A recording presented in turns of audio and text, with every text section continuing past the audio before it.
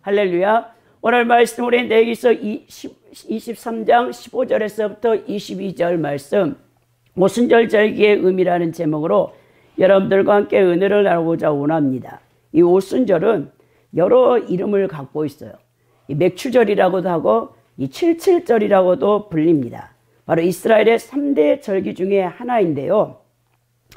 이 칠칠절은 이제 우리가 이 초실절 때 보리 첫 곡식단을 여호와께 드린 날로부터 7주가 지난 다음 날, 곧 50일째 되는 날에 밀의 첫 수확을 하나님께 드리는 히브리 최대의 농경제였습니다.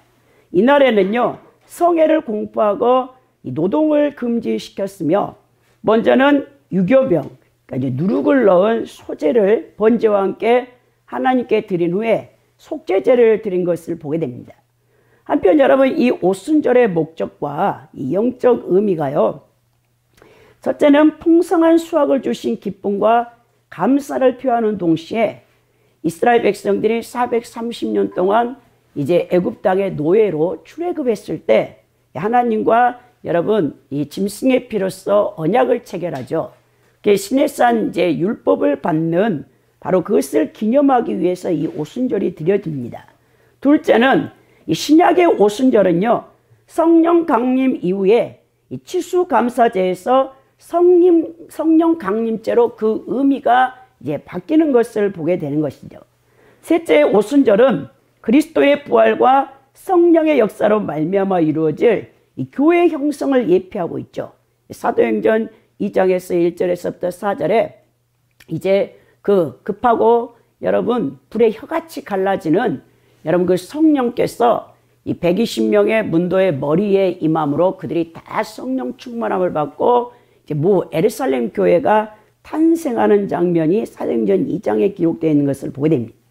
넷째, 오순절에 바치는 이 누룩을 넣은 떡 유교병은요, 그리스도의 보혈로 속죄받고 회개한 성도들의 몸을 상징하고 있습니다. 다섯째, 이때 여호와께 바치는 떡 두 덩이가요, 신약 시대의 두 교회를 여러분 상징하고 있는데요. 바로 유대인과 이방인 교회의 상징으로 복음이 유대인이나 이방인 모두에게 전파되어 복음을 받아들인 자는 하나님의 자녀가 될 수 있음을 여러분 보여주고 있는 이 오순절의 여러분 영적 의미와 이 규례가 있는 것입니다. 그럼 우리가 오늘 강해를 통해서 이 칠칠절 오순절의 절기의 의미와 교훈을 우리가 함께 나누어 보고자 원합니다.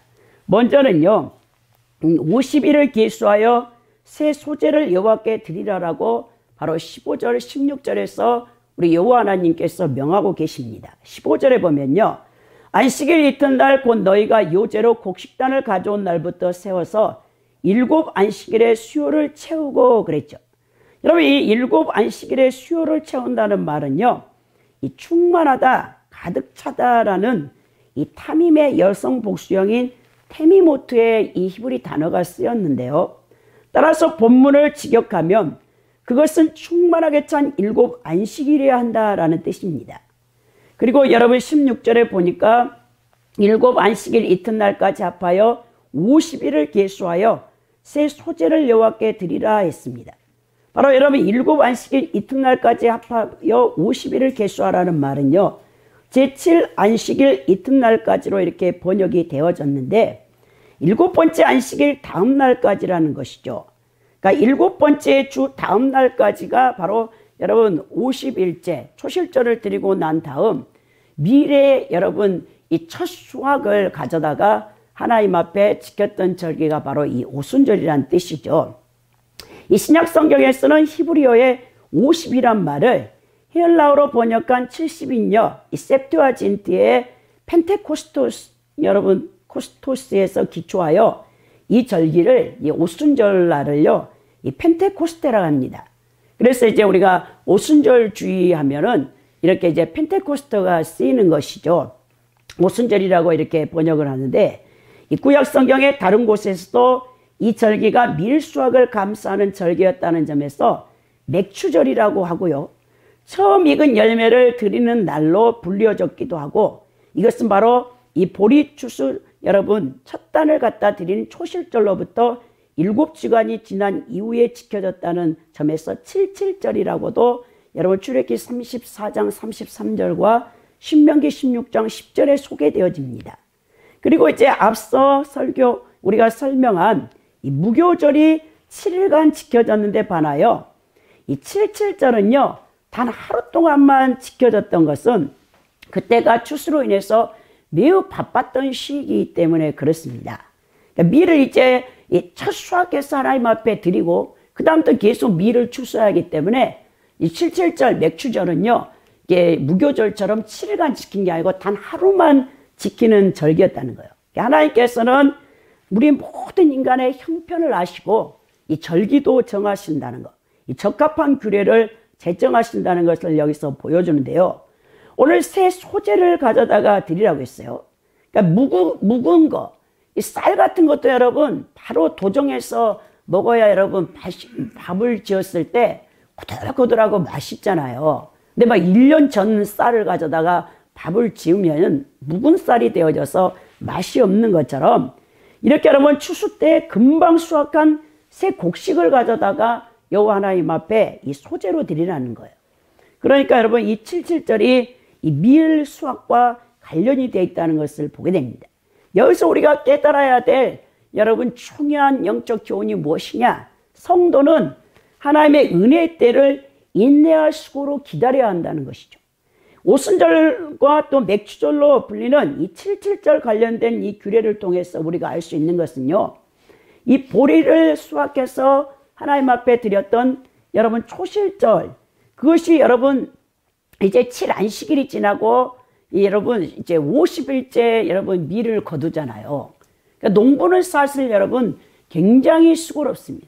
제가 20살 때까지 전라도 나주 산골짜기에 살아서 정말 그때까지 우리 친정아버지를 도와서 농사를 지어봤는데요. 정말 농부들의 삶은 고달픕니다. 여러분 새벽 4시면 일어나야 돼요. 매일같이. 그리고 여러분 일을 해야 되는 것이죠.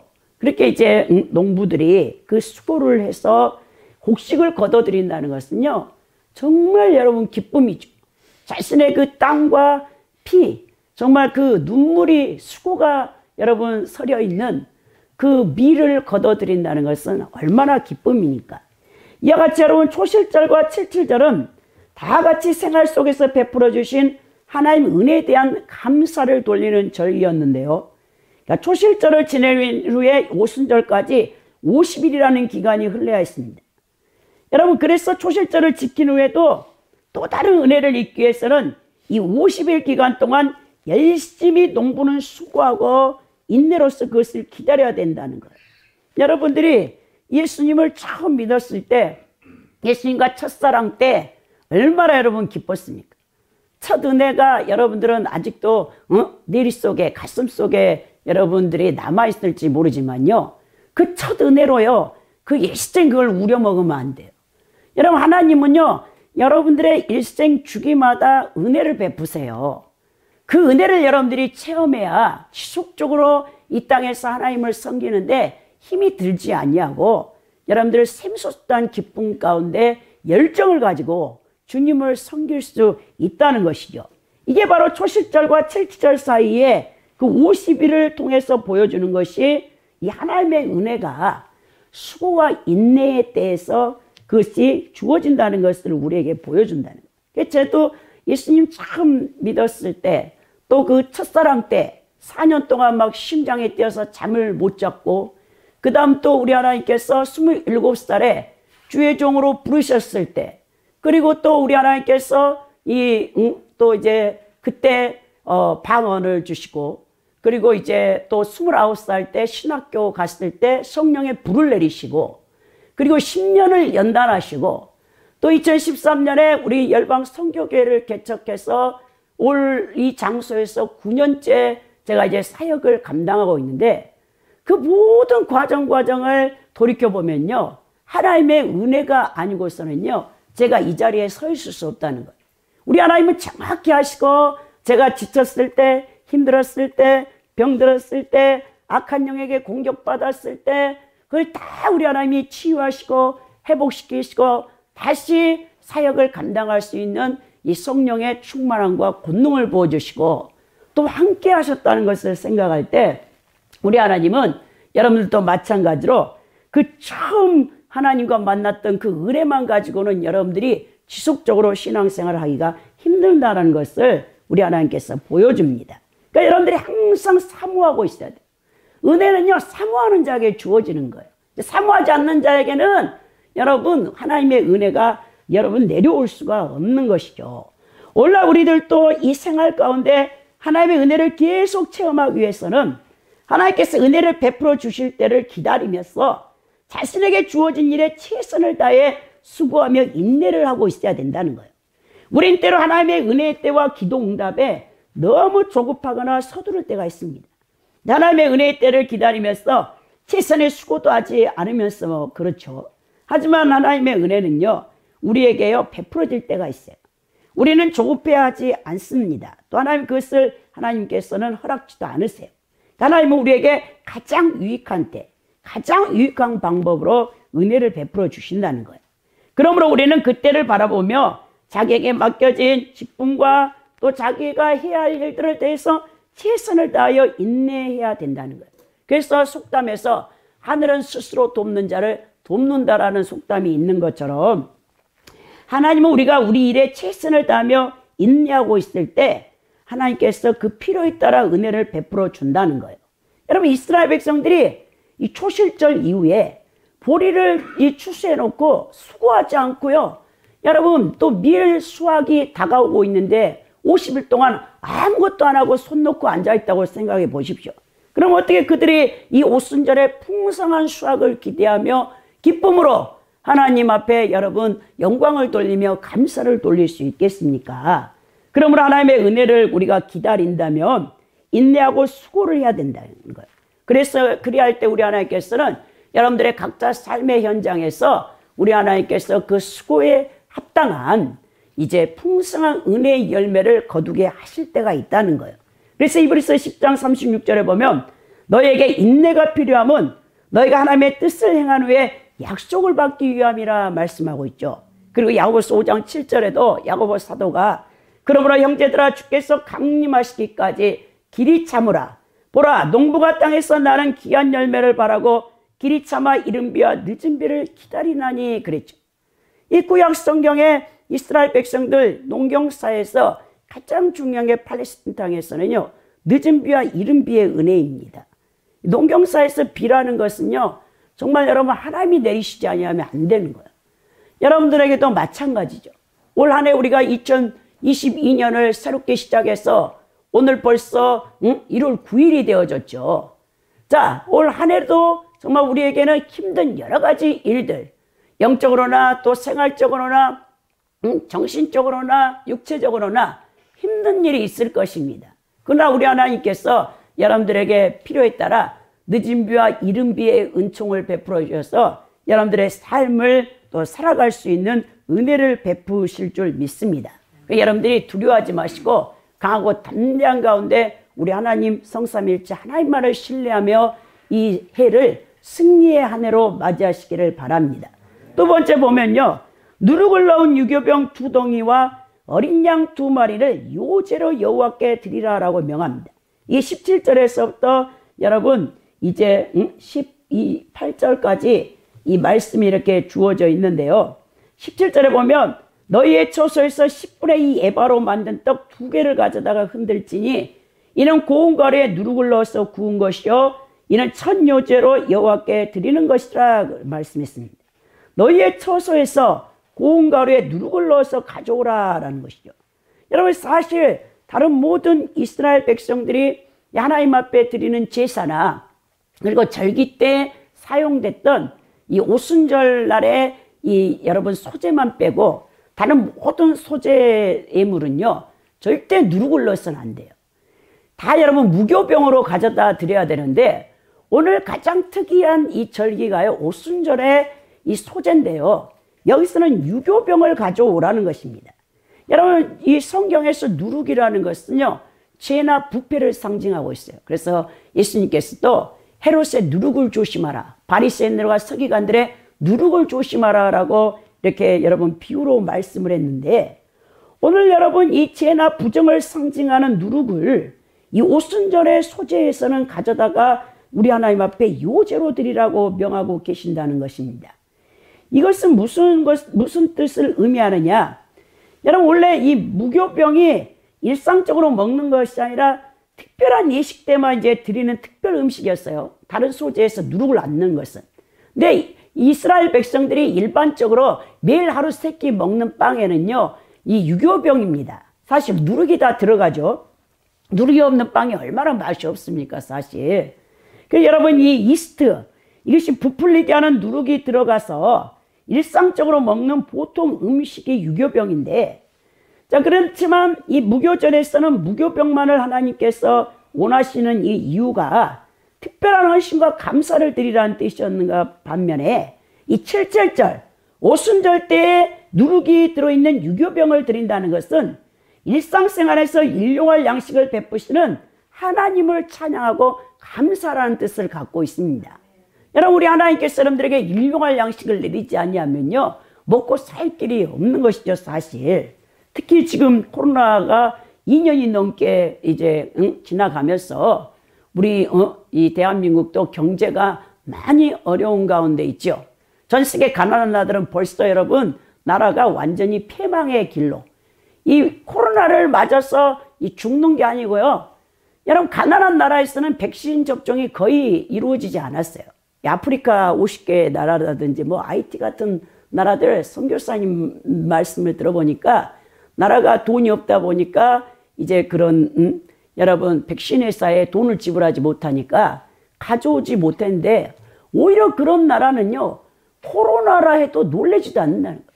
그런 사람들은 너무 면역력이 강해가지고 2, 3일 감기 증세 앓다가 다 나와버린다는 거예요.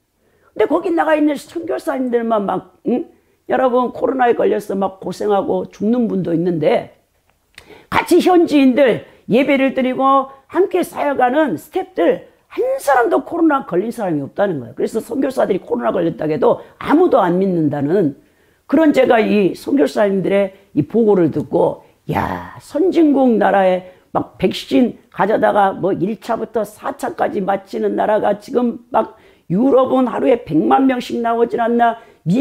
미국은 막 여러분 미국도 막 100만 명씩 나오죠. 우리나라도 이렇게 일본 같은 데도 엄청 이제 막 하루에 7,000명씩 나오는 막 오미크론 막 변이에 그러니까 하나님이 주신 이 자가 면역이 훼손됐다는 것이죠.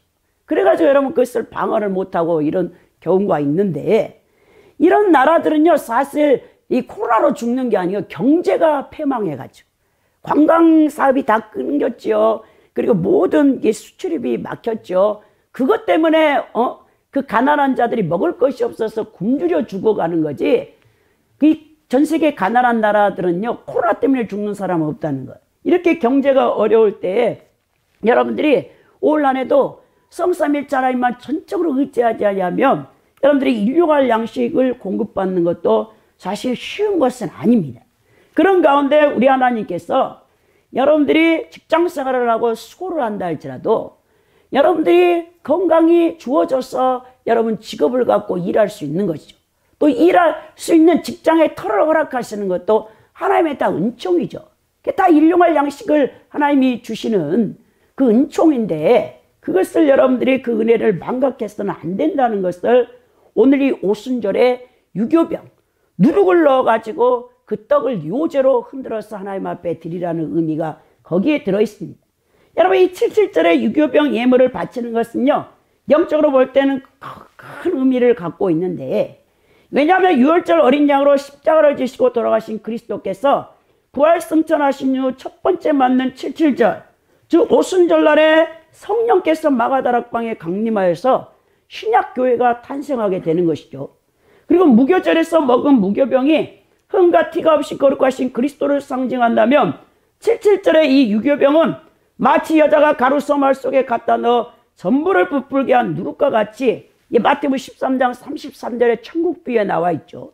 왕성케 커져가는 교회를 상징하는 이 표현이라는 것을 볼 수 있습니다. 이처럼 구약시대의 77절이 하나님께 드린 유교병은 신약시대 오순절 성령 강림으로 비롯한 교회의 확장을 보여주는 하나의 상징적인 예라고 볼 수 있겠습니다. 여기서 우리가 얻어야 될 영적 교훈은요, 은혜가 풍성하면 감사도 풍성해야 된다는 것을 보여주고 있죠. 이러한 77절에 관한 규례가 특히 우리가 주목해야 될 사실은요, 바로 누룩을 넣어 만든 떡 둘을 하나님께 이 드린 장면인데, 여러분, 우리 하나님께서 이스라엘 백성들로 하여금 베풀어 주신 풍성한 은혜에 합당하게 풍성한 감사를 드리도록 하기 위해서 우리 하나님께서 이 누룩을 넣은 유교병을 드리라고 말하는 거예요. 누룩은 음식을 발효시키고 불리는 특성 때문에 성경에서는 사람들이 여러분 그것을 부패를 또 오염시키는 지혜를 상징하는 한편 풍성함을 상징하고 있는 것을 보게 되는데요. 오늘 이 77절이 여러분이 거두어드리는 이 밀수와 굉장히 여러분 풍성하게 거둬들이죠. 따라서 이때는 그 어느 때보다도 곡식이 풍성한 때입니다. 곧 하나님의 은혜를 풍성히 느낄 수 있는 때가 바로 77절 때인데요. 그래서 하나님께서는 이스라엘 백성들로 하여금 그런 풍성한 은혜에 풍성한 감사를 드리도록 하기 위해 위에적으로 누룩을 넣은 떡을 바치도록 요구했다는 거예요. 이는 77절에 드려야 할 제물의 양도 초실절에서는 여러분 양 한 마리밖에 드리라고 명하지 않으세요. 근데 오늘 여러분 이 오순절을 규례해서 이 예물을 보면요, 벌써 어린 양 7을 드리라고요, 수수 하나를 드리라고 수양 2를 번제로 드리라는 거예요. 그 속죄제로는요, 수염수 하나와 화목제는 1년 된 수양 2를 바치도록 18절 19절에 규례가 정해져 있죠. 그러니까 엄청난 여러분 예물을 드리라고 명하십니다. 이처럼 하나님께서 당신의 백성들에게 그 주신 은혜에 합당한 감사를 요구하고 있다는 거예요. 즉 하나님이 베풀어 주신 은혜가 크면 클수록 그에 대하여 크게 감사할 것을 하나님은 요구하고 계십니다. 만약 하나님의 크신 은혜에도 불구하고 여러분들이 인색하여 적게 감사한다든지 그렇게 되면 하나님 앞에 책망을 받을 뿐만 아니라 더 이상 하나님께서 쏟아부으실 은혜의 그 모든 풍성한 것들을 여러분 스스로가 맡게 되는 것입니다. 하나님께서는 우리의 삶의 모든 영역에서 은혜를 부어주실수록 여러분들은 더욱더 큰 감사가 넘쳐나게 하나님 앞에 드려야 되는데, 대부분 사람들은요 오히려 가난할 때는 엄청 하나님 앞에 헌신하고 예배도 빠지지도 않고 없는 여러분 예물도 막 하나님 앞에 갖다 드리다가 하나님이 엄청난 축복을 주시면 그 축복을 다 입마에 뽑게 돼요.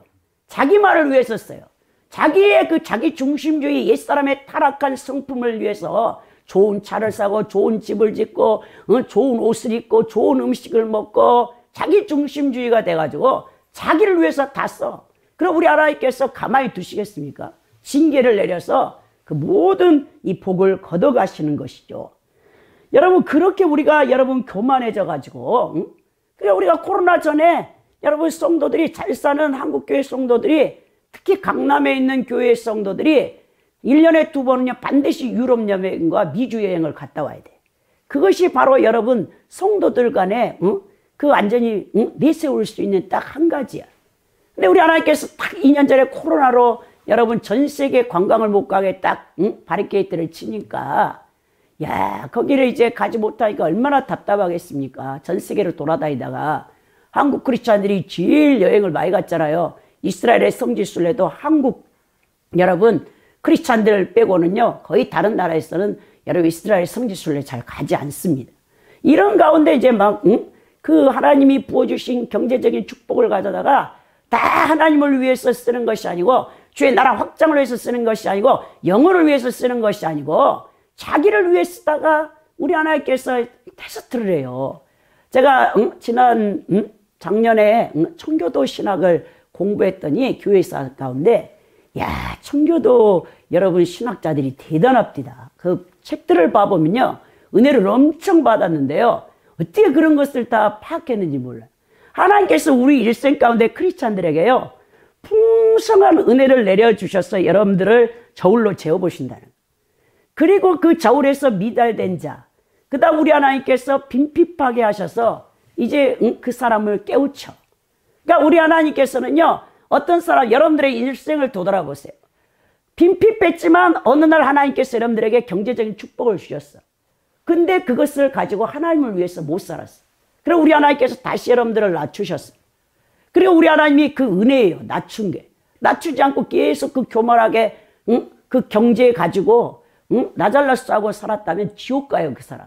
근데 우리 하나님께서 그 사람을 다시 천국 백성으로 만들려고 다시 가난케 만들어 가지고 우리 하나님은요, 여러분들을 시시때때로 여러분들의 심장과 폐부를요 감찰하세요. 그래 여러분 이제 메네메네 데겔 우바르신이라고 제가 신학교 다닐 때 하나님 앞에 계속 테스트를 받는데, 믿음을 테스트하는데 왜 우리 하나님께서 메네메네 데겔 우바르신이라 그래요.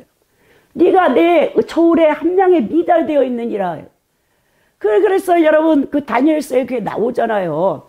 그래서 벨사살 왕이 교만해 가지고 예루살렘 성전에 하나님 앞에 예물을 드리던 기물을 가져다가 여러분 귀족들 불러다가 1000명을 불러다가 그걸로 하나님을 망령되이 일컫고 술잔으로 마시다가 우리 하나님께서 그날 밤에 쳐서 고레스 왕이 쳐들어와 가지고 그 바벨론이 여러분 나누어지며 이름도 없이 흔적도 없이 사라지는 그 역사적인 사실을 보아서도 알고 있는 것처럼 하나님께서 여러분들이 천국 백성으로 여러분들을 사랑하기 때문에 그래요. 계속해서 저울로 재봅니다. 영적으로. 이게 함량이 미달인지 이게 정확히 하나님이 원하시는 믿음의 분량까지 자랐는지 영적 성숙을 테스트하는 거예요. 근데 대부분 사람들은 거기에 떨어지죠. 우리 하나님께서 그래서 연단이 길어지는 것을 보게 되는데, 오늘 여러분 고린도후서 9장 10절 11절에 바울사도가 이런 말씀을 해요. 심는 자에게 씨와 먹을 양식을 주시는 이가 너희 심을 것을 주사 풍성하게 하시고 너희 의의 열매를 더하게 하시리니 너희가 모든 일에 넉넉하여 너그럽게 연보함은 그들이 우리로 말미암아 하나님께 감사하게 하는 것이라 라고 바울이요 절대 우리에게 인색하지 말라라고 하나님 베푸신 은혜만큼 그에게 합당한 감사를 하나님 앞에 올리라고 말씀하고 있는 것을 보게 됩니다. 오늘 18절에 보면 너는 또 이 떡과 함께 1년된 흠없는 어린 양 7마리와 어린 수수 1마리와 순양 2마리를 드르되 이것들을 그 소재와 그 전제제물과 함께 여호와께 드려서 번제로 삼을지니 이는 화제라 여호와께서 향기로운 냄새라 라고 말씀하죠. 여러분 77절에 드려지는 번제물의 종류와 수량에 대해서 오늘 이 말씀이 제정되어 있는데요. 먼저 흠없는 1년된 수양 7을 가져다 드리라는 거예요. 여러분 이 히브리어는 다 여러분 숫자로 기록이 되는데요. 이 사전에 보면 그래, 히브리 단어에서 다 숫자가 표현되어 있는데 이 7이라는 숫자는요 여러분 완전을 상징하는 숫자입니다. 그러니까 여러분 짐승의 새끼 가장 흠없는 1년 된 수양 7은요 가장 여러분 고기가 맛있고 가장 이 최상의 사실 상품이죠.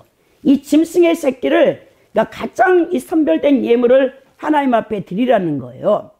이 무교절 기간에는 이 초실절 때는 수양 1마리만 번제로 드리라고 레위기 23장 12절에 기록된 거를 비교해 볼 때 77절에 드리는 예물은 무교절의 예물보다 훨씬 더 풍성한 예물을 하나님이 요구하고 있죠.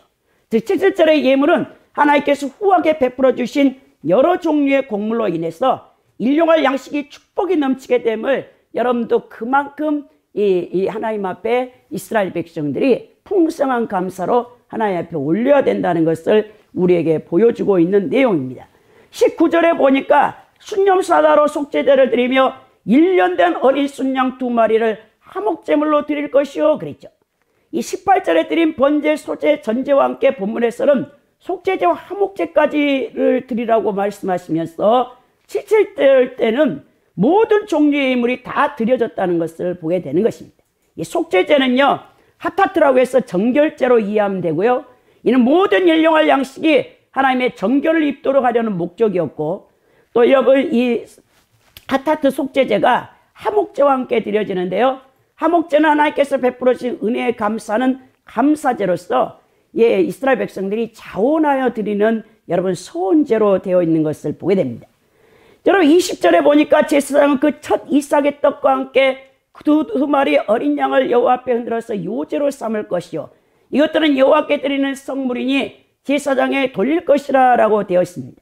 자, 이것들을 여호와께 드리는 성물이니 제사장에 돌리라. 여러분 그 모든 이 77절에 드려졌던 예물이요 누구한테 가냐면 제사장에게 가는 거예요. 사실 이스라엘 백성들이 하나님 말씀 여러분 율법에 순종하여서 절기 때나 또 여러분 그 제사 규례 같은 것을 잘 지켰다면 제사장이나 대제사장이나 레위인들이 굶은 일이 없겠죠. 성막에서 일하고 있는 그들은 하나님이 땅을 주지 않았잖아요. 여호수아 군대가 들어가서 가나안 땅에 들어가 30번이 넘는 전쟁을 통해서 가나안 7족속과 영적 전쟁을 통해서 11지파가 땅을 분배받는데 유일하게 레위 지파들은 땅을 분배받지 못합니다. 이 세상에 여러분 일구어서 수고해서 노동해서 이 벌어먹을 땅이 없는 거죠. 다른 11지파가 열심히 여러분 수고한 농사지어서 이 절기 때 드린 예물을 이 대제사장과 제사장 성막에서 하나님만을 섬기는 이 거룩한 성직을 감당하는 자들에게 그들의 이 일용할 양식으로 그 삶의 필요를 채우시는 걸로 그 절기에 드려진 예물이 여러분 주어진 것을 보게 된다는 거예요. 근데 이제 여러분 선지서나 또 사사기서 같은 데 살펴보면 이스라엘 백성들이 타락해가지고 자기 집 짓는 일만 열심을 냈고 자기 잘 먹고 잘 사는 데만 힘써가지고 여호와의 성전에다가 드려야 될 예물을 드리지 않고 절기도 제대로 지키지 아니하고 말라기 선지서 같은 경우는 뭐 눈 하나 없는 순념소 끌어오고 다리 하나 저는 거 가져와가지고 하나님 앞에 드리니까 우리 하나님께서 통탈을 하는 것이죠. 사실 하나님 앞에 드릴 예물은요 최상의 것을 가장 나의 먼저 것을 하나님 앞에 드려야지 다 생활하고 필요한 거 다 쓰고 찌꺼기 가져다가 하나님 앞에 드리는 거 하나님 여러분 그거 받지 않으십니다. 우리 하나님이 돈이 필요해서 여러분들에게 요구하는 게 아니에요. 여러분 제가 늘 여러분들에게 설교 시간에 말씀드린 것처럼 여러분들이 이 땅의 만몬신 이 돈신에 사로잡히지 않으려면 하나님 앞에 드려야 할 예물을 정확하게 드려야 잡히지 않아요. 그렇지 않으면 다 만몬신 지금 이 자본주의 이 세계에서는요 돈신이요 다 크리스찬들을 사로잡고 있어요. 오직 머릿속에 돈밖에 몰라. 요즘 현대사회에서 돈 때문에 아버지 딸 사이도 없고 아들과 아버지 사이도 없고 엄마와 딸 사이도 없어요. 이 그냥 돈 때문에 그냥 이 마귀가 사람들을 완전히 돈의 노예로 만들어 가지고 부부도 없어요 여러분. 이 자기 부인 생명보험 들어가 가지고 이 거짓 이 부인을 죽여 가지고 생명보험 타는 사람이 얼마나 많은데요. 또 남편을 죽여 가지고요 남편이 들여놓은 생명보험을 탄 여자들도 얼마나 많은지 모릅니다. 사건 현장 같은데 여러분 봐보세요. 이런 시대가 됐다니까요. 우리 크리스찬들은 이 돈을 초월하지 못하면 절대 영적으로 나아가지 못해요. 그래서 우리 하나님께서 크리스찬들에게 딱 예수님 믿을 때 우리 하나님께서 뭘 여러분들에게 먼저 다루냐. 이 돈을 먼저 다뤄요. 경제윤리. 이 경제 만몬신에게 사로잡히지 않도록. 그 소유권이 누구께 있는가? 이 모든 우주 만물은요 하나님이 천지를 창조하시기 때문에 하나님이 온 소유자예요. 여러분들은 그냥 여러분 누구냐? 청지기에 불과합니다. 청지기가 딱 두 종류가 있어. 하나는 불량한 청지기가 있고 하나는 선한 청지기가 있어. 선한 청지기는 하나님 뜻에 순종하여서 자신의 삶의 모든 영역을 하나님의 뜻대로 하나님의 영광을 위해서 드려요. 근데 크리스찬이라 해도 이 불량한 청지기는요 다 자기 인마이 포켓이야. 자기 중심주의야. 다. 그러니까 하나님과 동행할 수가 없는 거죠. 우리 하나님이 그래서 축복을 하지 못하는 것을 보게 되는 것입니다. 여러분 오늘 제사장이 요제로 흔들어서 자 드리는 이 예물이 제사장에게 가라 말했고 세 번째로 보면 이 오순절의 규례가요 실제적으로 우리가 지금 지키지는 않지만 이건 영적으로 영원한 규례입니다. 21장 22절에 보면요 이날에 너희는 너희 중에 성회를 공포하고 어떤 노동도 하지 말지니 이는 너희가 그 거주하는 각자의 대대로 지킬 영원한 규례니라 말씀하죠. 이날에 너희는 너희 중에 성회를 공포하라 라고 말한 21절에 이 공포하다는 뜻이 케라템인데요. 케라템이 무슨 뜻이냐? 너희는 성회를 크게 외치고 성회를 너희에게 향할 것이다 라는 거예요. 여기서 외치는 자들과 그 외침을 듣는 자들이 모두 복수형으로 되어 있는데 즉 제사장이 백성들에게 알리면 백성들은 듣기만 하는 것이 아니라 서로가 서로에게 성회를 크게 외치하는 것입니다. 이는 성회를 모이게 하거나 모이는 책임이 모두에게 있다는 것을 보여주면서 오늘날 그리스도인들이 예배로 교회에 모여 이 책임이 모여야 할 책임이 단지 목회자나 직분자들에게 있는 것이 아니고요. 성도 전체에게 있다는 사실을 여기서 보여주고 있다는 거예요. 그러면서 여러분 22절에 보니까요. 너희 땅에 곡물을 뺄 때 모퉁이는 다 베지 말며 떨어진 것은 줍지 말고 그것을 가난한 자와 거류면을 위하여 남겨두라. 나는 너희의 하나님 여호와니라 말씀했죠. 자, 너희 땅에 곡물을 뺄 때 밭퉁이까지 다 빼지 마라. 우리 하나님께서 명하시고 있죠. 자, 너희들이 추수하다. 그러면서 우리 하나님께서 밭퉁이, 이 모퉁이까지는 베지 말라고 하는데 너희 밭의 가장자리를 여러분 잘라내지 말라고 하는 겁니다. 왜냐하면요. 가난한 자와 객에게 곡물 얻는 길을 마련해 주시려는 하나님의 긍휼하심 때문에 그렇습니다. 이는 또한 땅 주인에게는 관대하게 더 많은 것을 베풀 수 있는 기회를 주시기 위함인데요. 이 77절의 규례에서 이 풍성한 수확 가운데서도 고아나 가부나 객이나 이 땅이 없어 유리한 나그네에게도 하나님께서 구제, 긍휼하심을 잊지 말라라고 이 명하시는 것은요. 근데 우리 하나님께서 여기서 우리가 알 수 있는 것은요. 이 가난한 자들에게 은혜를 베풀 때도 주의할 점이 있어요. 그들에게 여러분 추수를 다해서 가져다 주라고 하나님 명하지 않았습니다. 모퉁이 가장짜리 걸 그냥 다 놔두라. 그리고 그 가난한 자라 할지라도 고아라 할지라도 객이라고 할지라도 그들이 와서 그것을 배워가게 했다는 것이죠. 거기서 우리가 영적 원리를 여러분 발견하게 되는데요. 우리 하나님께서는요 절대 여러분 이 노동하지 않고 그냥 얻어먹는 사람들을 기뻐하지 않는다라는 것을 여기서 보여주고 있다는 것입니다. 여러분 이 남겨두라는 이 표현에서는요 이 주인이 자기 소유가 굉장히 다 자기 거잖아요 사실. 근데 그 권리를 주장하지 말고 포기하라는 하나님의 명령인데요. 이렇게 자기보다 못한 자를 위해서 자기의 것을 능동적으로 포기하는 행동은 궁극적으로 하나님께서 예수 그리스도를 우리에게 보여주신 그 모습인데요. 특별히 이 땅에서 죄악 가운데서 고통당하며 궁핍한 우리 인류를 위해서 하나님께서 자신의 가장 귀한 아들 십자가에 내어주신 것을 생각할 때 우리 소유의 얼마를 가난하고 소외된 이웃에 위해서 포기할 수 있어야 된다는 것은 그리스도인들의 마땅한 윤리라는 것을 여기서 가르쳐주고 있다는 거예요. 그러면서 우리 하나님께서 이것이 신명기 24장 19절 22절에 모세 오경에 기록된 내용인데요.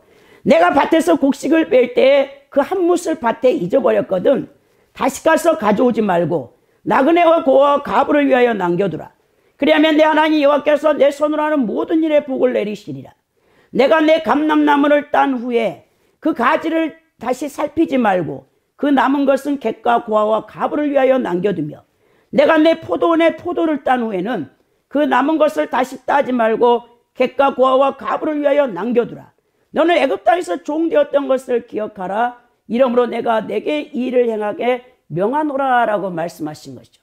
너희들이 과거에 객이 되어져서 애굽에 430년 동안 바로의 노예로 살았다는 것을 기억해서 너희들이 가나안 땅에 들어가 풍성한 수확을 거둬들여 오순절 절기를 지킬 때 절대로 너희들 추수할 때 고아와 가부와 객들 나그네들을 잊어버리지 말고 소외되고 가난한 자들에게 긍휼과 구제를 베풀라고 우리 하나님께서 오순절 규례 가운데 말씀하고 있는 것을 보게 된다는 것입니다.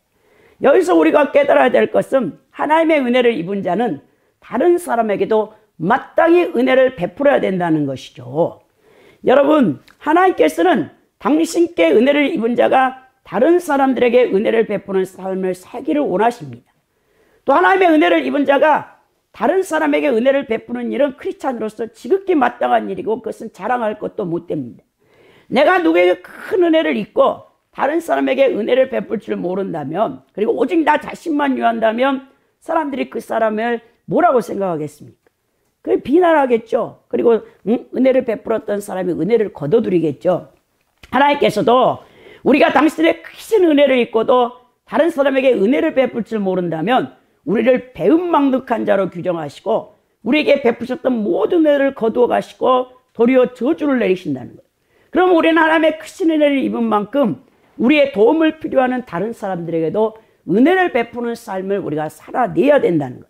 이것이 하나님께서 우리에게 재물을 허락하신 중요한 이유 중에 하나입니다. 그리고 하나님은 우리가 그와 같이 다른 사람에게 은혜를 베풀므로써 하나님께서 우리에게 허락하신 은혜를 나누어 줄 때 더욱더 풍성한 은혜로 여러분들을 채워주신다는 것입니다.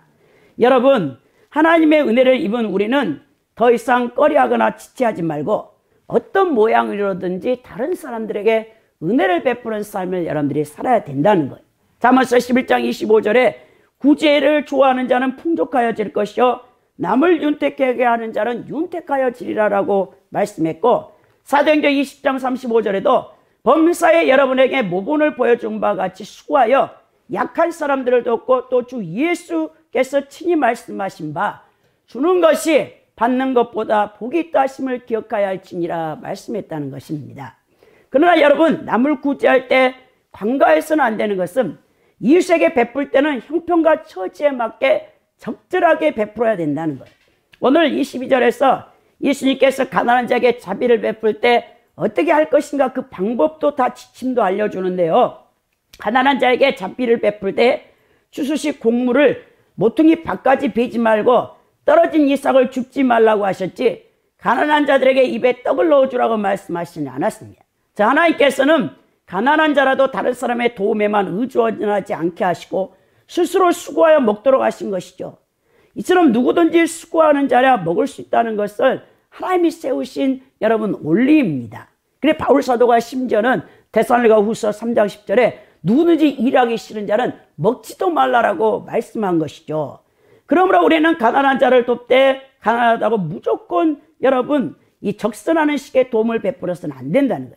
가난한 자를 도울 때는 스스로 땀을 흘려 일하여 소득을 얻을 수 있도록 여러분 해주는 것이 중요하고요. 또 일자리가 없어 궁핍한 자에게는 일자리를 제공해 줌으로써 또 구조적인 문제 때문에 가난한 자는 다른 성도들과 함께 힘을 합쳐서 그 구조를 개선시키는 일에 힘을 써야 된다는 거예요. 그리고 만약 게을러서 가난하다면 게으름을 책망하고 근면을 가르쳐서 부지런하게 일하도록 만들어줘야 된다는 것입니다. 이처럼 우리 하나님께서 모든 사람에게 공평하신 사랑으로 은혜를 베풀어 주시는 분이십니다. 하나님의 은혜는요, 부자나 가난한 자나 고아나 가부나 나그네나 가릴 것 없이 누구에게나 막론하고 모두에게 공평하신데요. 그렇지만 여기서 우리가 간과해서는 안 될 중요한 사실은 하나님께서는 수고하지 않는 자에게 은혜를 베풀어 주지는 않는다는 거예요. 하나님께서는 곡식을 그냥 밭에 놓아두라고 여러분 하셨지 그 곡식을 가난한 자에까지 가져다 주라고는 오늘 말씀하지 않았다는 이 뜻을 여러분들이 잘 생각해야 된다는 거예요. 참으로 여러분 열심히 수고하는 자에게는 하나님의 은혜를 베푸세요. 영적으로 수고하든지 여러분들 육적인 것이든지. 그러므로 성도 여러분, 우리 하나님의 은혜를 사모하되 게으르지 말고 최선을 다하여 수고하되 노력을 아끼지 아니하며 하나님의 은혜의 때를 인내하면서 기다려야 되겠습니다. 여러분, 이 결론적으로 보면 이 77절 절기는요, 가장 이 기본적인 의의가 하나님의 만물의 근원과 주권자로 인정하고 하나님께 모든 우선권을 먼저 돌려드리라는 것이 있습니다. 그런 의미에서 영적 오순절은 계속 지켜져야 된다는 거죠. 왜냐하면 만물의 근원과 주권자로서 과거 이스라엘의 백성이 섬겼던 하나님은 바로 오늘날 우리 그리스도인들이 섬기는 동일한 하나님이시기 때문에 그렇습니다. 성령 강림절인 여러분 신약의 오순절날 이 지상에는요 예수 그리스도의 몸된 교회가 탄생한 가장 기쁜 날이었죠. 자, 오순절절 성령 충만의 역사는 유대 민족에게 명하신 가난한 자들을 외면치 말고 하나님께 받은 은혜로 베푸신 역사가 초대 에르살렘 교회에서 그대로 재현되어지는 것을 보게 되는데요.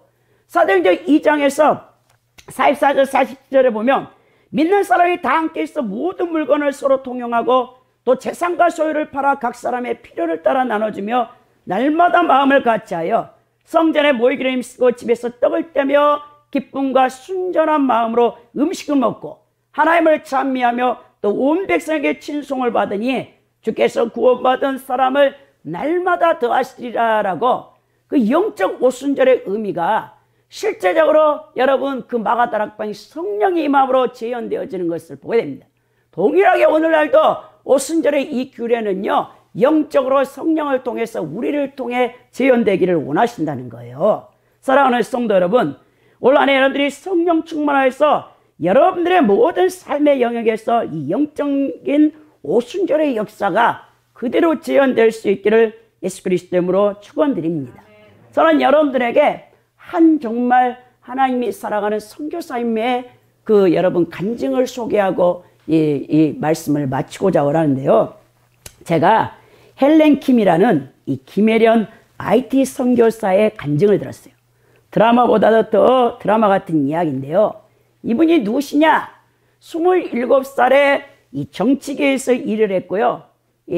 고 정주영 회장께서 통일국민당을 만들 때 정몽준 의원님의 정책의장으로 모시고 정책자문위원회를 했던 사람이에요. 29살에는 여성경제인협회 애경그룹 장혁씨 회장을 모시고 여성협회를 만들었던 사람이고요. 한나라당의 이해창 의원을 모시고 대선을 치렀던 정말 여러분 똑똑한 여자분이십니다. 이분은 이화여대 정치외교학과 석사를 이렇게 학위를 받았고, 여러분 경희대에서 법학 석사학위를 받았고, 캐나다 몬트리올 대학에서 박사학위를 받은 사람. 그리고 이 사람은 유엔의 여러분 이 공채로 뽑혀서 여러분 전 세계를 다니며 전 세계 국제기구 이 유엔에서 정책을 이렇게 추진했던 사람이에요. 근데 이 사람이 2010년에 IT 지진이 났잖아요. 그래서 유엔에서 1년 계약으로 IT로 여성들의 그 정책을 수행하기 위해서 그 1년 계약으로 단기 계약으로 IT에 파견이 된 겁니다. 거기서 이제 일하다 보니까 이 개신교 선교사들을 많이 만나게 된 거예요. 이 사람은 원래 가톨릭 신자였어요. 근데 여러분 로마 가톨릭이나 이런 종교는 다 여러분 종교다원주의잖아요. 근데 선교사님들이 예수님을 믿어야 천국 간다고 계속 전도를 하니까 이 사람이 그랬다는 거예요. 아니, 불교를 믿든 천주교를 믿든 이슬람을 믿든 뭔 상관입니까? 자기가 믿는 종교를 잘 믿으면 다 천국 가는 거 아닙니까? 이 종교다원주의의 생각을 갖고 있었던 거죠. 근데 IT의 이 개신교 선교사들이 아니라고. 불교에서는 이 불상에 1000번을 절을 해도 죽을 때 물은 물이요 산은 산이로다 이렇게 죽는다는 거예요.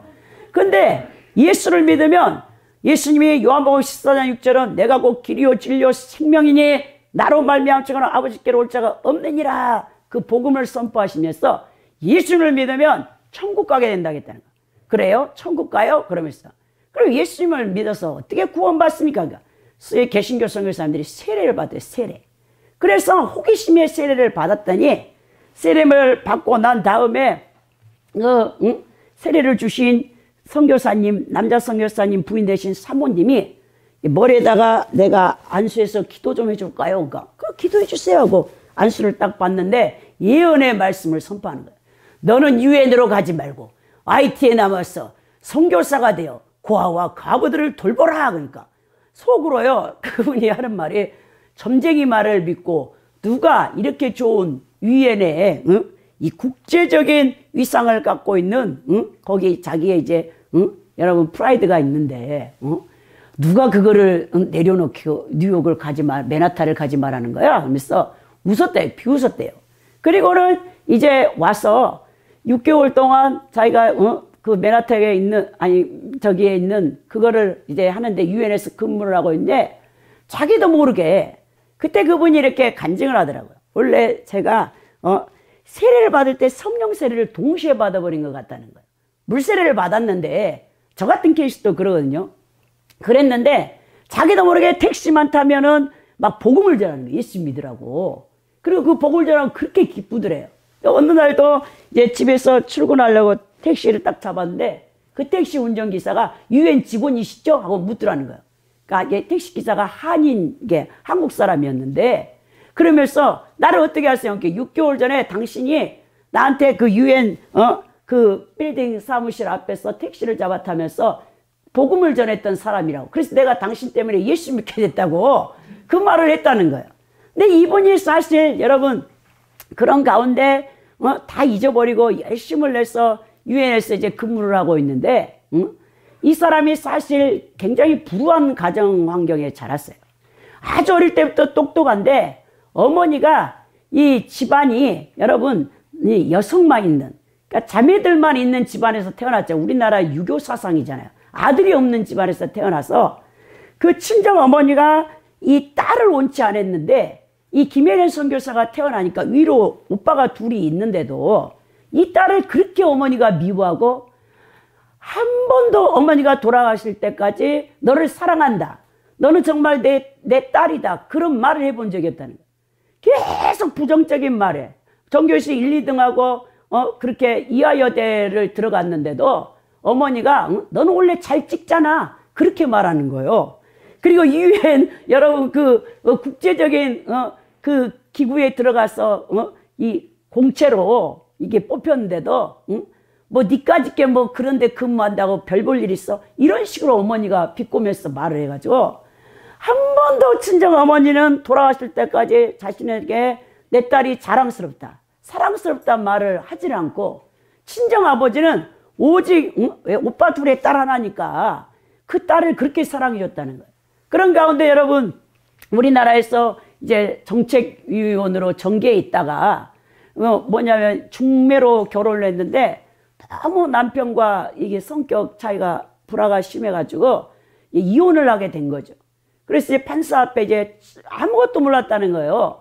친권을 포기함으로써 이제 양육권을 뺏김으로 두 이제 자녀를 다시는 볼 수 없게 이렇게 접근 이제 명령이 근접 이제 법적인 명령이 떨어져서 아이들이 보고 싶어서 너무 괴로웠는데 그래서 너무 고통스러웠는데 캐나다에 아시는 누가 이제 퀘벡의 몬트리올의 대학에서 이분을 이제 공부하라고 이렇게 초청이 오는 바람에 이제 캐나다 이 대한민국을 떠나서 캐나다로 가게 된 거죠. 그러니까 거기서 공부를 하고 캐나다 퀘벡 지역이 엄청 춥잖아요. 매일 반신욕을 하는데 마귀 사탄이 달콤한 목소리로 속삭이는데 너 너무 인생 힘들지? 그러면서 너 네 자녀도 보고 싶지만 보지 못하지? 그러면서 속삭이면서 야 인생 끝내는 법 있어. 조용히 물에다가 손목 넣어서 끄어버려. 날마다 마귀가 찾아와서 그걸 속삭이는데 그러면 거기서 자기가 생각을 잠깐만 잘못하면 정말 자살 기도해서 죽었는데 안 돼. 응? 자기가 그때는 신앙도 없지만 이 이성을 가지고 내 어린 자녀들에게 이 엄마가 자살했다 죽었다는 그런 나쁜 소식은 전할 수 없어. 그래가지고 악착같이 그걸 이겨낸 가운데 유엔이 이제 직원이 돼서 전 세계를 다니는데 그날 퀘벡에서 이 캐나다 국경과 미국 국경을 건너려고 하는데 자가용을 끌고 출근을 유엔 사무실로 가려고 하는데 줄을 잘못 쓰는 바람에 이민자들이 그 이제 검사받는 글이 들어가게 된 거죠. 6개월 만에 세례받고 6개월 됐을 때 맨하탄에 그 이제 다시 근무하고 있을 때 근데 이제 그때 딱 이렇게 왔는데 그 패스트보드 다 이제 확인해 보더니 이 캔슬 로드라는 거예요. 미국 국경에서 자기를 이제 추방한 거죠. 그래가지고 이제 유엔에다가 이렇게 사무실에 막 전화를 했는데 우리 유엔 역사상 이건 처음이다. 우리 직원이 미국 국경에서 추방을 당한 것을. 그래가지고 이제 버스를 타고 다른 라인으로 들어가려고 했더니 그때 그 빨간 딱지를 그 국경의 직원이 미국 직원이 그걸 때 붙여놔가지고 감옥에 그냥 졸지에 들어간 거예요. 그래갖고 10손가락 다 지문 찍어가지고 범죄자 된 거예요. 이제 그래가지고는 새창살에 갇혀가지고 3시 동안 새벽 3시까지 그 주위에 떨고 있는데 유엔에 전화해가지고 막 자기 사정을 얘기하는데 소용없다는 거예요. 유엔 직원이라고 다 보여줘도 안 통한데 우리끼리 자체 내 회의해가지고 그때까지 기간이 많이 필요하니까 캐나다로 다시 추방을 해버린 거예요. 그래가지고 이제 변호사를 개인 돈을 들여 살려고 했더니 변호사가 하는 말이 넌 다시는 이제 미국 국경을 못 넘는다. 미국 못 간다 그러더라는 거예요. 그래가지고 이제 그때 딱 생각이 나가지고 이제 한인교회에 가게 되고 그때 한인교회는 별로 이제 은혜가 안 돼가지고 캐나다 목사님이 심호하는 교회 21일 만에 가가지고 엎드렸더니 그날 주일날에 그 캐나다 목사님이 영어로 막 설교를 하는데 그 장면이 뭐냐면 예수님이 겟세마네 동산에서 이마에 땀방울이 핏방울이 되도록 그 여러분 겟세마네 기도 얘기를 하시면서 예수님 뭐랍니까? 이 잔을 내게서 옮겨주시기를 원하는데 그렇지만 아버지의 뜻이라면 이 잔을 내가 받겠나이다 그러면서 지금 이 순간 모든 것을 포기하고 십자가를 짊어지고 떠나라 그 말을 한대. 그때 딱 그 6개월 전에 그 선교사님 부인이 사모님이 안수할 때 너는 IT를 떠나지 말고 고아와 가부를 위해서 선교 사역으로 남아라 했잖아요. 그게 부르심이었어. 이게 다 머리를 스쳐가는데 좋습니다 주님. 그럼 제가 IT로 가겠습니다. 딱 그랬다는. 그 말과 동시에 5일 이제 지난 다음에 다시 유엔에서 이제 다 돼가지고 미국이라는 나라는요. 어떤 이 사람들이나 나라에게 미안하단 말을 안 하는데요. 이분에게 미안하단 말 했는데 딱 유엔 출근하자마자 5일 만에 사표를 딱 던지니까 다 놀래요. 나 이제 여기 떠납니다. IT로 나는 이제 예수를 전하러 갑니다. 그랬더니 다 사이코래. 같은 동료들이 이제 제정신이 아니래. 그래가지고 이제 그 6개월 만에 IT에 왔더니 선교사님들이 여기를 왜 왔니?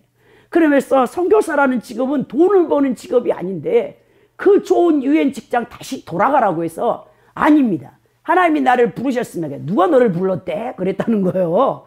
하나님이 불렀다고. 근데 뭐 신학 공부를 한 것도 아니고 뭐 성경을 한번 읽어본 것도 아니고 기도를 많이 한 것도 아니잖아요. 사실. 뭐를 해야 되나 했더니 이 첫 번째 사역이 2달 만에 사역 시작한 지 한국에서 의사들이 IT로 왔는데 그 의사들이 단기 선교로 왔는데 심장 수술을 해주고 싶다는 거예요. 그래가지고 탤런트 이제 김원희 이 집사가 굉장히 신앙이 좋잖아요. 그분이 이렇게 이제 돈을 이렇게 해가지고 92명의 IT 고아들 심장 수술을 해서 그 사역이 이제 첫 번째 사역이거든요. 그 다음에 거리에서 14살짜리 굶주려 죽어가는 고아 2010년에 IT에 지진이 나가지고 완전히 다 무너졌는데 사람이 살 수 없는 막 냄새가 썩은 내가 진동하는데 하나님께서 그 선교사의 후각을 여러분 다 없애가지고 냄새 나는지도 모르게 원래 예민한 사람인데 그게 거기서 사역을 했는데 14살짜리 그 불황아를 데려다가 먹이고 입히고 돈을 줬더니 그 14살짜리가 마리아나를 사서 피고 여러분 술을 마셔가지고 아이가 떡이 돼가지고 도대체 이 아이를 어떻게 하면 좋겠냐니까 함께 그래도 이렇게 사역하는 스텝이 이 아이를 학교를 보내야 되겠다는데 여러분 14살짜리 초등학교 1학년 받아줄 학교가 없잖아요.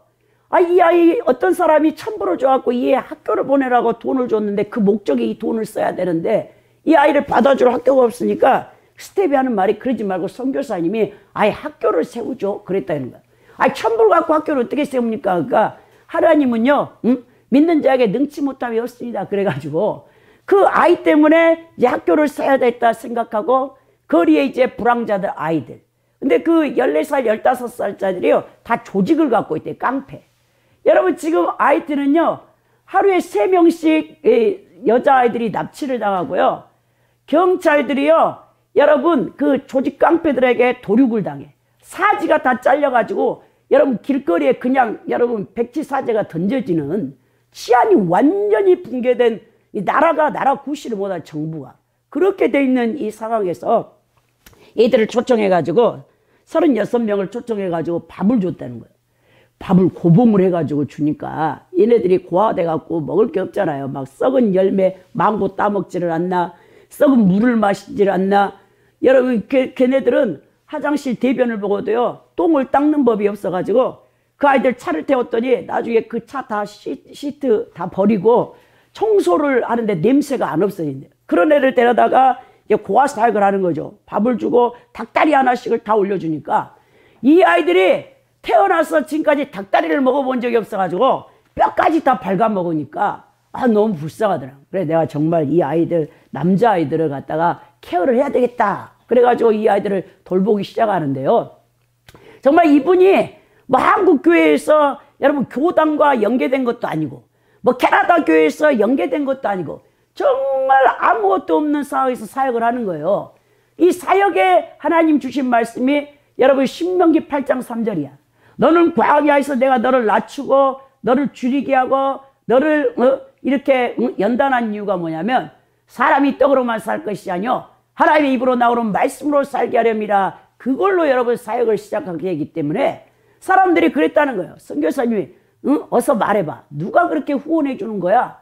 근데 전적으로 여러분 주님의 그 기적과 능력으로 그 사역을 감당하게 되는데 이 선교사님이 이제 센터를 마련해 가지고 계약을 해 가지고 남자아이들을 46명을 같이 먹고 마시는데 어느 날 거기에 이제 교회와 함께 이렇게 세워졌는데 남자아이들을 시켜놓으니까 그렇게 다 잘생겼고 왕자같이 보이더래. 근데 어느 날 그 사건이 집단 성폭행이 일어난 거예요.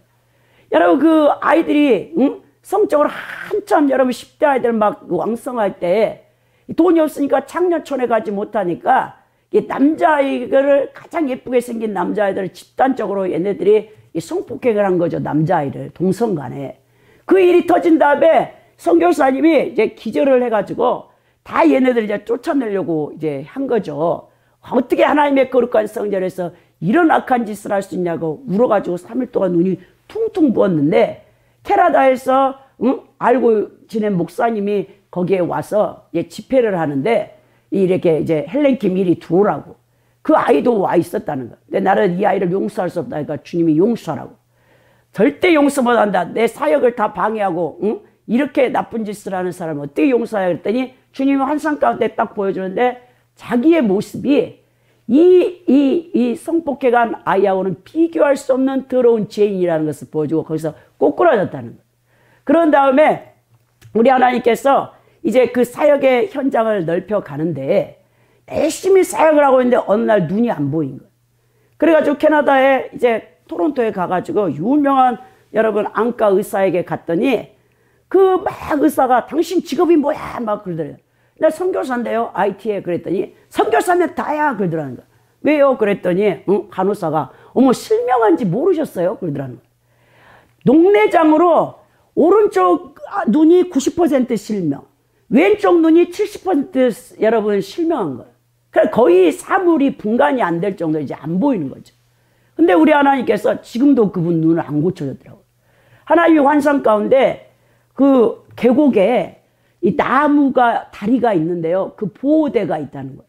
그 보호대를 의지해서 겨우 다리가 이렇게 유지되고 있는데 그 보호대가 네 눈이라 그러시네.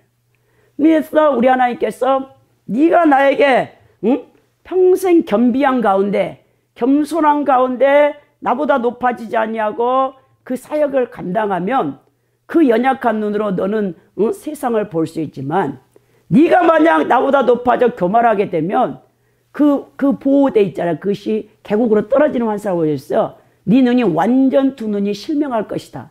아예 이제 보이지 않을 것이라 했다는 거야.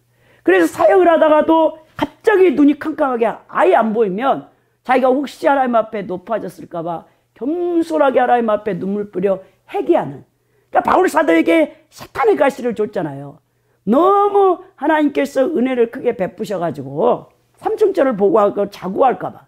그래서 바울이 타락해서 지옥 갈까 봐 우리 하나님이 완전 장치를 하셨는데 사탄의 가시를 넣어서 바울이 하나님 앞에 3번이나 그렇게 구했지만 그 가시를 안 빼주는 것처럼 김혜련 여러분 선교사님에게도 시력을 하나님이 가져가셨어요. 처음에는요 그랬다는 거예요. 의사가 실명했다 했을 때 아이고 하나님 이제 세상 못 보게 하려고 내 눈을 가져가셨네요. 이젠 주님만 보면 되겠네요. 자기가 그랬는데 그 다음부터 온망불평이 나면서 하나님 내가 그 좋은 직장 다 던지고 그 내가 가기도 싫은 IT 가난한 나에 가려서 이렇게 열심히 사역을 하는데 하나님 그것도 부족하셨습니까? 라고 막 대드니까 하나님이 그렇게 이제 말씀하시면서 너는 마르다가 되지 말고 마리아가 되라 라고 말씀하셨어요.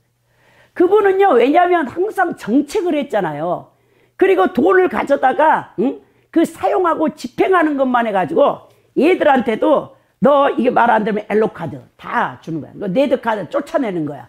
그렇게 아이를 사역을 했는데 주님께서 시력 문제를 다루시면서 이 두 사람의 카운셀링 그 캐나다의 유명한 내적 치유자들을 붙여가지고 그 어머니한테부터 어릴 때부터 말로 학대받은 거 그리고 이혼의 아픔 그 치유 그것들을 다 이렇게 꺼내서 내적 치유를 성령이 치유하시는데 너는 심장이 너무 딱딱하게 굳었구나. 그러면서 그 심장으로는 너는 사역을 감당을 못한다. 주님의 심장으로, 부드러운 심장으로 넣어주고요. 너는 너무 영혼을 사랑하지를 못하는구나 하면서 환상 가운데 그게 다 보이는 게 내적 치유하는데, 이 화장지를 우리 하나님께서 꾸겨가지고 뱃속 단전에다가 싹 씻어 이제 밀어 박아가지고 그 환상을 통해서 그때부터는요, 구원받지 못한 영혼들만 보면 눈물이 막 주룩주룩 나오는 거예요. 그런 가운데 이제 치유받고 영적 치유함을 받고 딱 IT에 돌아갔더니 그 스태프들하고 아이들이 이 선교사님이 완전히 달라진 걸 알고 막 야, 선교사님 완전히 변하셨다고 다 아는 거죠. 그 전까지는 막 아이들이 엄마하고 달려들면요, 이 사람이 얼마나 사랑이 없는지요, 아이들을 딱 부리치면서 내가 왜 니네 엄마야 그러면서 나는 너에게 밥 주는 사람이야, 그리고 학교 공부 가르치는 사람이 하면서 애들을 물리쳤는데, 애들을 딱 끌어안으면서 그 46명 남자애들을 끌어안고 울면서 진짜 엄마가 된 거죠 그때. 그래서 우리 하나님께서 하시는 말씀이 그 자기가 이제 여성 사역을 시작해야 되는데 정말 여자아이들, 남자아이들은요 간단하다는 거예요. 하루 세끼 밥 3끼 주면은요 남자아이들은 자기를 사랑한 줄 안대. 남편들 사랑하는 법 간단합니다 여러분. 하루에 3끼만 차려줘 보세요. 사랑한 줄 안다니까요. 그리고 운동할 수 있도록 뭐 축구 할 수 있도록, 농구할 수 있도록 공 하나만 주면 그거 하루 종일 차고 와서 밤에 자고 그럼 땡인데, 여자아이들은요 고구마 숨 캐는 것처럼요 복잡해요. 그러니까 여성 사역을 하면 자기가 IT를 완전히 못 떠날까봐 그 사역을 안 하고 있었는데, 하나님이 이제 여성 사역을 시작하는데 자기가 돌보고 있던 46명의 아이 가운데 그 아이가 우리 엄마가 돌아가셨는데 여동생이 13살인데 임신했다는 거예요. 근데 그 여동생이 갈 데가 없다는 거예요. 근데 여자아이는 절대 안 받는다고 했는데 당장 하나님이 예배를 드리고 있는데 그 아이를 데려오라 했더니 배가 정말 남산마여서 방을 하나 치워가지고 그 아이를 가져다 놨더니 새벽에 갑자기 막 배가 뒤틀린다고 소리를 질러서 병원에 데려가는 순간, 여러분 거기서 아이를 낳았대요. 그 13살짜리 여자아이가 성폭행을 당해가지고. 그래가지고 그 남자아이를 낳고 그 애를 시작해서 이제 여성사역을 시작하게 됐는데, 우리 하나님께서 하는 말이 뭐냐면 딱 그 마음을 결단할 때 코로나에 걸린 거예요. 이 선교사님이. 자기가 막 열이 나고 밥맛이 없고 막 심장이 멈출 것 같고 하는데 그 스태프들에게 내가 코로나 걸린 것 같아 그랬더니 IT의 사람들이 코로나 아니라고 인정을 안 하는 거예요. 그 사람들은 그 더러운 곳에 사니까 면역력이 강해가지고 코로나가 뭔지도 몰라. 그래서 내가 분명히 코로나라고 병원에 입원했더니 진짜 이제 죽게 생긴 거예요. 막 고열이 나면서 약물이 들어가는데도 진짜 여러분 사탄이 밤마다 오는데요. 해가 넘어가는데 이 선교사님을 데리러 가려고 오는데요. 코끝에요 여러분 숨 한 번만 이제 가지고 가면 죽는 그 순간까지 갔어요. 그 방에서 이제 못 나갈 줄 알았대, 그 병원에서. 그리고는 애들 불러다가 스태프들 불러다가 은행 구자 계좌 다 가르쳐주고 누가 후원자고 다 가르쳐주고 그분들한테 전화해서 내가 코로나 걸려서 죽을지도 모르지만 우리 애들 버리지 마시고 계속해서 후원해달라고 다 전화하고 그렇게 했는데요. 갑자기 그때 우리 하나님께서 이 선교사님을 살려준 거예요. 그때 알았대요. 죽음 직전에 예수 그리스도가 어떤 분이라는 거를. 그 전까지 몰랐잖아요. 정말 예수님밖에 없다는 것을 그때서 깨달고 그 코로나를 통해서 견고한 진, 자신 안에 견고한 진. 말로는 하나님께 영광 돌리고 사역은 하나님 다 하신다고 했는데 이분이 자기 자신이 우상이었다는 거예요. 자기는 이 IT 같은 이 더러운 나라에 있기는 너무나 똑똑한 사람이고 나는 여기에 있어서 정말 부어도 여러분 빛이 보이지 않는 이 나라에서 내가 저 아이들 46명 데리고 늙어지게 죽는다는 거, 이름도 없이 빛도 없이 내가 이렇게 산다는 것이 너무 비참해가지고 이 사역에 지쳐가지고 막 기도도 안 되고 하니까 성경책도 집어던지고 그런 날이 많이 있었다는 거예요. 근데 우리 하나님께서 여러분 빌립보서 3장 8절 내가 그리스도 예수 외에는 이 세상 모든 것을 배설물로 여기느라 거기 죽음 직전에서 그것을 깨닫게 하고 주님 나를 용서해 달라고 이 죄인을 하나님이 있으라는 곳에 있고 하나님이 하시라는 곳에 하신 일을 하면 되는데 내가 이 IT에 있어가지고 내가 선진국에 나아가면 더 하나님의 사역을 멋지게 삐까번쩍해서 이름을 날릴 수 있을 텐데 나를 이런 곳에 처박아 두는 하나님 앞에 그렇게 불순종의 이 배에서 또아리를 들고 있는 것이 그 견고한 진이 거기서 코로나를 통해 파쇄됐다는 거예요. 그 철저히 회개하니까 3일딱지하게 의사가 퇴원하세요. 다 나섰습니다. 제가요. 그러니까 퇴원했대요. 근데 그때 이 폐에 염증이 남아있는 상태에 약물이 끊겼기 때문에 다시 재발한 거예요. 그래가지고 막 거의 급성으로 와버렸는데 이제 옆에 살고 있던 선교사님이 체온계를 갖다 주고 매일같이 체온을 재라는 거예요. 체온을 재서 뭐 하게 해요? 그랬더니 조언을 해주려고 하는데 왜 죽음 직전 순간에 자기가 임종을 예배를 드려주겠다는 거죠. 그러면서 선교사님 나도 선교사입니다. 그렇게 얘기하면서 체온계 다 집어 던지고 그 지하의 기도방으로 내려가고 거기서 3시간 동안 찬양하고 기도하고 감사만 했다는 거예요. 왜? 다윗이 언약궤가 들어올 때 바지가 벗겨진도 모르고 막 춤을 췄잖아요. 사실 지성소에 갖다 놔야 되는데 자기 예루살렘의 성전에 장막에다 갖다 놓고 24시간 여러분 악사들을 세워가지고 다윗이 찬양했을 때 하나님이 율법을 어겼는데도 저주하지 않냐고 다윗의 그 장막에 복을 내린 것처럼 그 선교사님이 3시간 동안 또 쓰러지고 엎어지고 다시 일어나서 찬양하고 하니까 야 3시간 만에 성령이 임해가지고 불로써 그 코로나를 그 자리에서 다 태워버려가지고 완전히 치유함을 받았더라니까요. 그래서 우리 하나님께서 이분에게 하는 말이 정말 IT를 떠나려고 할 때마다 딱 요한복음 21장에 베드로에게 네가 다른 사람보다 나를 사랑하느냐 이걸 계속 묻는 거예요. 네가 나를 사랑하느냐? 응? 얘 사랑한다니까요. 또 네가 나를 사랑하냐고. 사랑한다고요 주님. 그럼 IT에서 다음 2세대들을 세워라. 그들을 위해서 네가 헌신하라 그랬다.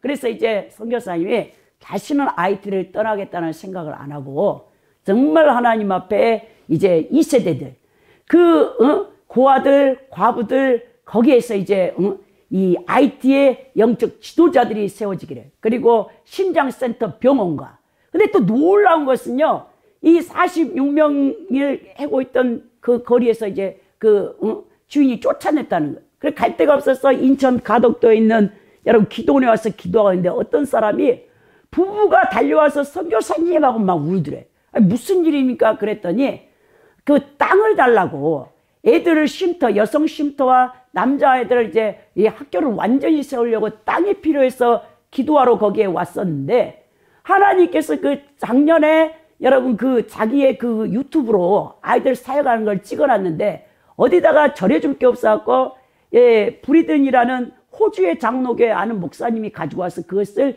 유튜브에 올렸는데 그걸 또 어떤 사람이 네이버에 카페에 올리는 바람에 그 부부 둘이가 그걸 본 거예요. 그리고 가난한 사람들인데 부자도 아닌데 자기들이 일생 일해갖고 모았던 전 재산을 이 선교사님한테 이제 하나님께서 그 남편 집사님 꿈에 이 흑인 아이를 이렇게 네가 이 아이를 사랑할 수 있냐고 안겨주더라는 거예요.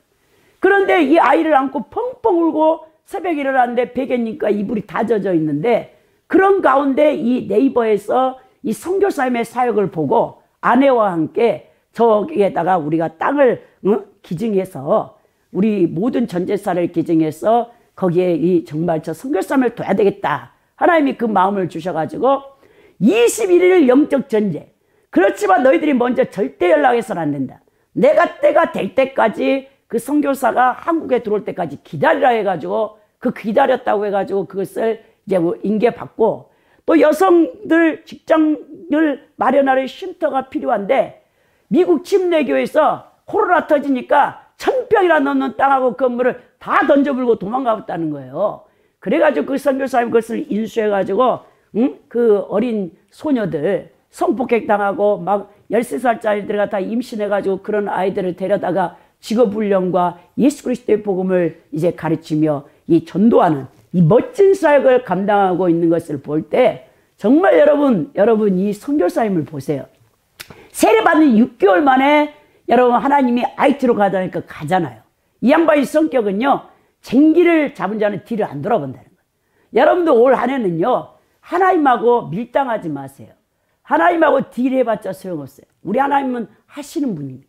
이 선교사의 간증이 나같이 무지한 자를 들어서서 하나님이 하나하나 환상과 말씀으로 다 가르쳐 주면서 자기를 여기까지 사람 만들었다는 거예요. 사역자로 하나하나 10년 동안 빚어갔다는 거예요.